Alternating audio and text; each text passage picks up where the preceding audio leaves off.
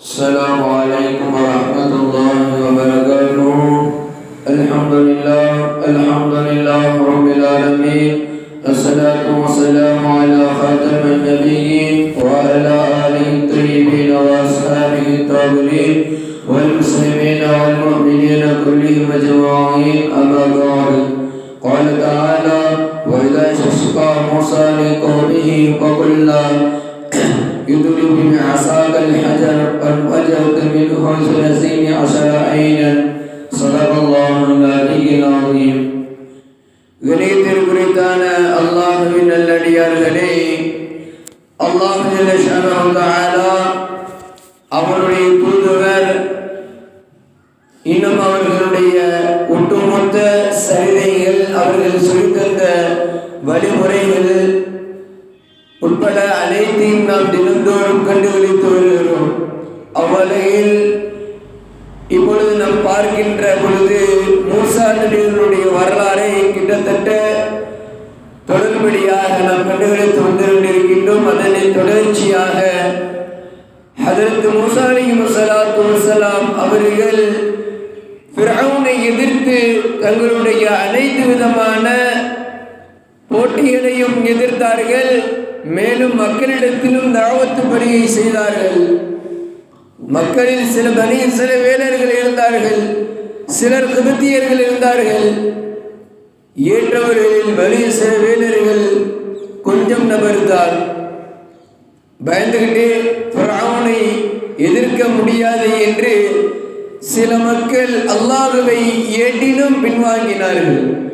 அப்படி இருந்த காலகட்டத்தில் ஹதரத் மூசா அலைஹிஸ்ஸலாத்து வஸ்ஸலாம் நேரடியாக ஃபிரௌனை தொடர்பு கொண்டார். ஃபிரௌனை எதிர்க்க துணிந்து விட்டார்கள். ஃபிரௌனும் மூசா நபியின் இடத்திலே, நீ உண்மையானவராக இருந்தால், நீ கூறும் இந்த இஸ்லாமிய மார்க்கம் சத்தியமானது என்றால் என்னிடத்திலே சில போட்டிகள் இடு, அதில் நீ விட்டு விட்டீர் என்று சொன்னால் நான் உண்மை ஒப்புக்கொள்கிறேன் என்பதாக ஹதரத் மூசா நபியின் இடத்திலே ஃபிரௌன் சவாலிட்டான். உடனே மூசா நபி அவர்கள் சொன்னார்கள், அப்படியா, சரி, இன்ஷா அல்லாஹ் சில காலங்கள் கழித்து ஒரு போட்டி ஒன்று இருக்கிறது. அந்த காலகட்டத்தில் மிக பிரபல்யமான பேர் போன போட்டி என்று சொன்னால் மாயாஜாலங்கள் செய்து, அதாவது சூனியங்கள் செய்து போட்டியிடுவார்கள். என்னுடைய சூனியம் பெருசா அல்லது நீ செய்கிற சூனியம் மிகுமா என்று சூனிய கலையிலே கை தேர்ந்தவர்களாக ஹதரத் மூசா நபியினுடைய காலகட்டத்தில் வாழ்ந்த மக்கள் மிக பேர் போனவர்களாக இருந்தார்கள். அப்புறம் மூசா நபியே அல்லாஹ் தஆலா நபியாக அனுப்புகிறான் என்று சொன்னால் மூசா நபிக்கு அந்த சூனியத்தை கற்றுக் கொடுத்திருப்பான். சுலைமான் அலைஹிஸ்ஸலாத்து வஸ்ஸலாம் நபி அனுப்பியிருக்கிறான்னு சொன்னால் எல்லா விதமான சக்தியும் நபி சுலைமான் நபிக்கு கொடுத்தார்.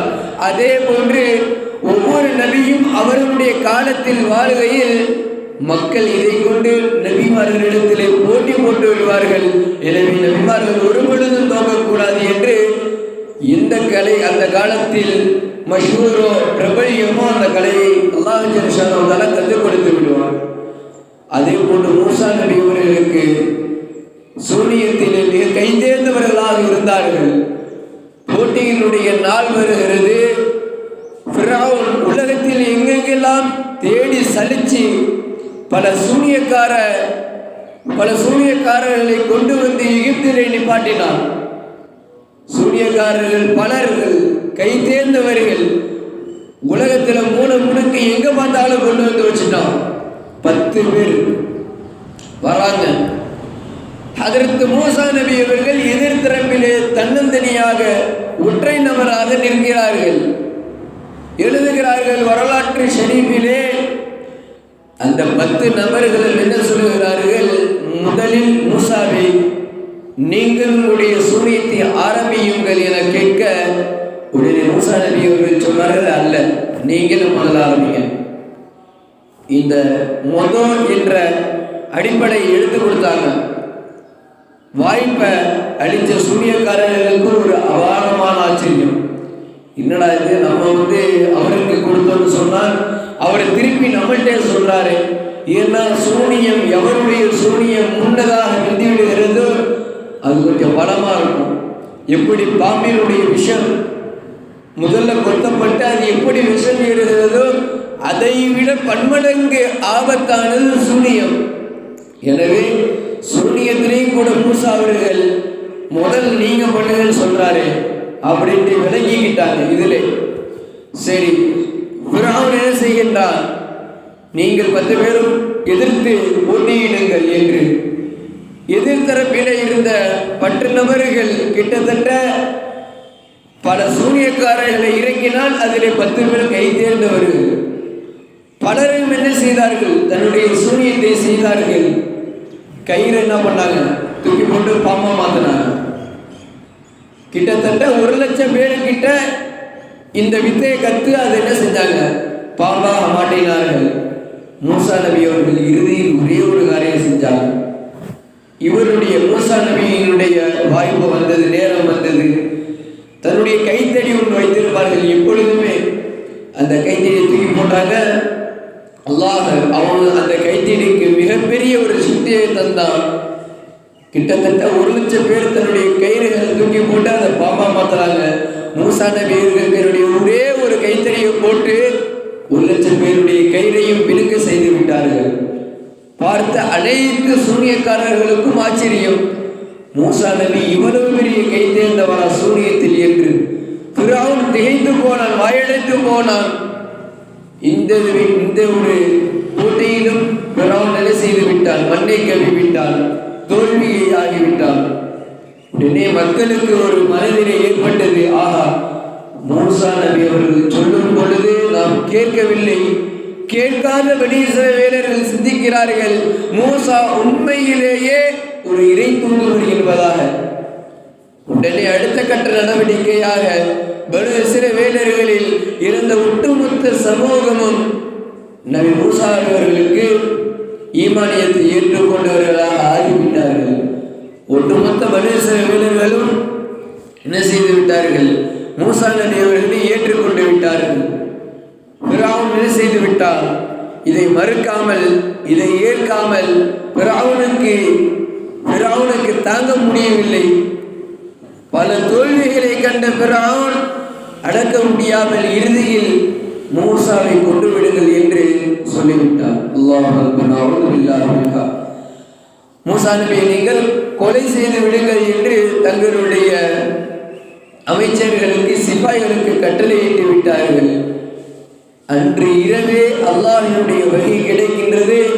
ஹதரத் மூசா நபி அவர்கள் தங்களுடைய எல்லா விதமான தயார்பாடுகளையும் எடுத்துக்கொண்டு வேறொரு நாட்டிற்கு இடம்பெறுகிறார்கள். பனு இஸ்ரவேலர்களிடத்திலும் சொல்லிவிட்டார்கள், மற்ற அனைத்து மக்களிடத்திலும், ஈமான் கொண்ட அனைத்து மக்களிடத்திலும் சொல்லி மறுநாள் இரவு நாம் இன்ஷா அல்லாஹ் வேறொரு ஊருக்கு கிளம்பலாம், நாம் அங்கு தனித்தனிமையாக அல்லாஹ்வை வணங்கலாம் என்று இடம்பெயர் தொடங்கி மறுநாள் இரவு என்ன செய்துவிட்டார்கள், ஒட்டுமொத்த கூட்டமும் மூசா நபியோடு கிளம்பிவிட்டார்கள். அங்கு ஒரு மிகப்பெரிய நிகழ்வு நடக்கின்றது. இதுவே ஃபிரௌனுடைய இறுதி முடிவாகவும் இருக்கின்றது. நைல் நதி தொட்டுவிட்டார்கள். மிஸ்ரிலே இருக்கக்கூடிய நைல் நதியை தொட்டுவிட்டார்கள். ஃபிரௌனுடைய படை பின் வந்துவிட்டது.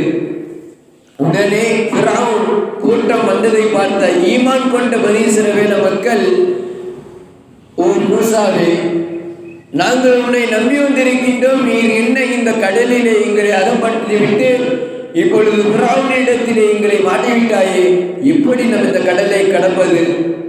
மூசா நபி அவர்கள் சொன்னார்கள், லா தஹ்சன், கவலைப்படாதீங்க, இன்னல்லாஹு மஅனா, அல்லாஹ் நம்மோடு இருக்கின்றான் என்று. உடனே அல்லாஹ் ஜல்ல ஷானஹு வ தஆலா அவர்களுக்கு அழகான ஒரு வழிமுறையை ஏற்படுத்தி தந்தார்.